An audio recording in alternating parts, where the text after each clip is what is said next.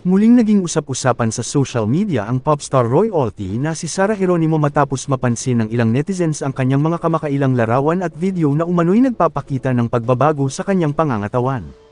Dahil dito, nagsimulang kumalat ang espekulasyon na maaaring buntis ang singer-actress.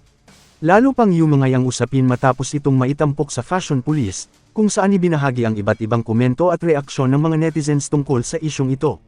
Gayunman, hanggang sa kasalukuyan ay wala pang opisyal na pahayag sina Sara Geronimo at Matteo Guidicelli na nagpapatunay o nagtatanggi sa mga kumakalat na haka-haka, kaya nananatili itong isang espekulasyon at hindi pa kumpirmadong balita. Nagkaroon ng magkakaibang reaksyon ng publiko tungkol sa isyong ito. Maraming fans ang nagsabing masaya sila kung sakaling totoo ang balita at umaasang dumating na ang pagkakataon para magkaroon ng sariling anak ang mag-asawa. Para sa kanila, isa itong magandang panibagong yugto sa buhay ni Sara at Matteo. Ngunit mayroon ding mga netizens na nanawagang tigilan na ang panghuhusga batay lamang sa itsura ng isang tao. Ayon sa kanila, maaaring epekto lamang ito ng kasuotan, anggulo ng kamera, o normal na pagbabago sa katawan, at hindi sapat ang mga larawan upang patunayang buntis ang isang tao.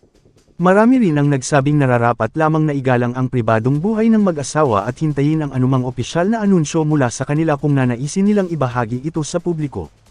Sa kabilang banda, may ilan ding nagsabing likas na lamang sa mga celebrity ang maging sentro ng atensyon ng publiko, lalo na kapag may napapansing pagbabago sa kanilang hitsura.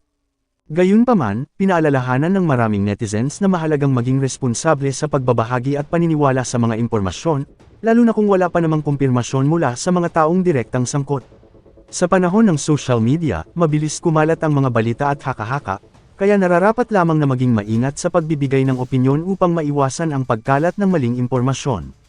Sa huli, bagamat marami ang umaasang magandang balita ang lumabas tungkol kina Sara Geronimo at Matteo Guidicelli, mahalagang tandaan na hanggang sa ngayon ay wala pang opisyal na kumpirmasyon tungkol sa isyong ito. Mas mainam pa ring hintayin ang pahayag mula sa mismong mag-asawa sa halip na umasa sa mga espekulasyong nakabatay lamang sa mga larawan at obserbasyon ng ilang netizens. Ang paggalang sa kanilang privacy at ang pagiging responsable sa pagbabahagi ng impormasyon ay nananatiling mahalaga, lalo na sa mga usaping may kinalaman sa personal na buhay ng isang tao.